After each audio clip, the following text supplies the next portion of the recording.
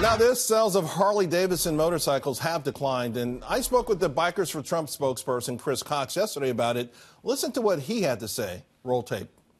And as a result of the Biker for Trump movement, which turned into a political phenomenon, and he tried to hold him and raise him high on that mantle of respect, and then they turned around and slapped him. And it's been unacceptable, and I know our hundreds of thousands of members are still sore about that. And they certainly got a little bit of apologizing to do to our president if they want to get this market in America moving forward. Well, our next guest doesn't quite agree with Chris. I want to bring in Mike Shelby, owner of San Diego Harley-Davidson, one of the largest in the country. Mike, state your thoughts on this. Well, Chris is all wrong.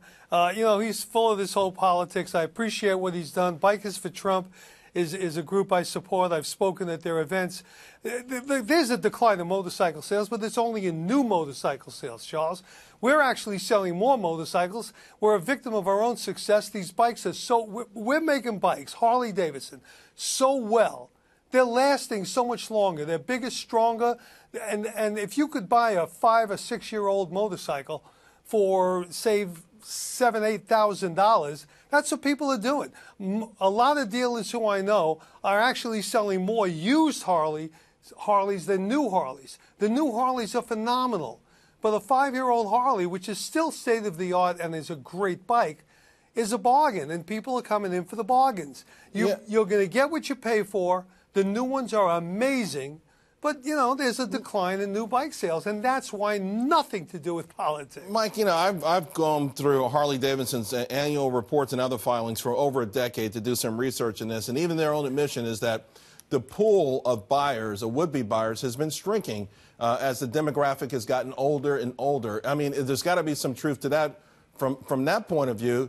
But also, what would you say to those folks? Because on social media, I hear from Harley riders all the time saying they are offended. They agree with Chris. They feel like that Harley-Davidson used the White House and President Trump for photo ops and then turn around and decisions that were already made on the corporate level long before Trump even ran for president, like, building these bikes outside of this country while shutting down American jobs, they blamed it on President Trump.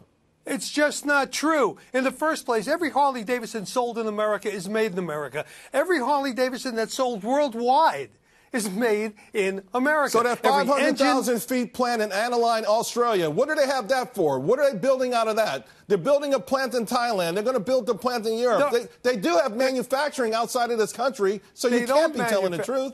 No, Charles, they don't manufacture, they assemble. There are places... Oh, semantics. Okay. That's what you're doing, the semantics game. Are these jobs that Americans could have, though? Wait a minute. That's not a semantic. Every engine, every transmission, every part of that motorcycle, including the engineering and the creativity of it, is made right here in the United States of America. There are places... Mike, would you agree that there's a serious issue with the sales, at least to, that the Harley-Davidson stock is down dramatically? I understand growth is growing outside this country, and it makes sense to do manufacturing near growth areas. But I think the problem here is that they're blaming the president on issues that are company-specific, and I think that's where the rub is. That's where people are upset about. They are not blaming the president. They are just doing what we have to do to overcome the obstacles to exporting, like high tariffs, and we hope this president is successful. I think he will be. He'll get the tariffs down. He'll hopefully get the other obstacles. By the way, those high tariffs already exist in those countries you're exporting to. He put up tariffs in our country to fight back against that. Yeah, but they're going to raise their tariffs. It's just a tariff. That's fine. And then fine. Harley goes hat in hand and says, Europe, since you're going to raise your tariffs, we're going to take away American jobs. Is that how they fight back? No, we're not. That's not true. We are not taking away American jobs. People like Chris Cox spreading these crazy rumors, that's what's taking away the jobs. But it's not true, Charles. Mike, yes, we got to go, buddy. I love Harleys myself. I had a 1200cc Candy Apple Red one for 3 weeks. We'll see you soon.